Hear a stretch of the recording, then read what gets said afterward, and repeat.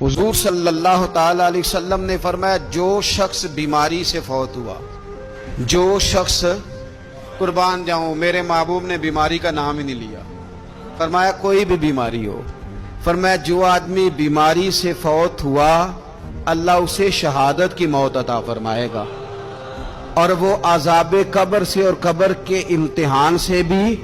محفوظ رہے گا، اور حضور فرماتے ہیں اس کو صبح اور شام جنت کے باغوں میں سے رزق دیا جائے گا۔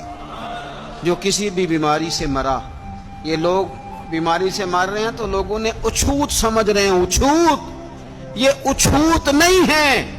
اس لیے کہ لوارث نہیں، یہ خدا رسول کے ماننے والے ہیں، تم انہیں اچھوت کہہ رہے ہو اور مدینے والے رسول انہیں شہید فرما رہے ہیں۔ حضور نے فرمایا جو بیماری سے مرے شہید ہے، وہ قبر کے عذاب سے محفوظ رہے گا اور جنت کے باغوں میں سے اللہ رزق دے گا۔ لوگ کہتے ہیں دیکھو جی بڑا تانگ ہو کے دنیا سے گیا ہے، تو اس بندے کو بھی عذاب قبر نہیں ہوتا۔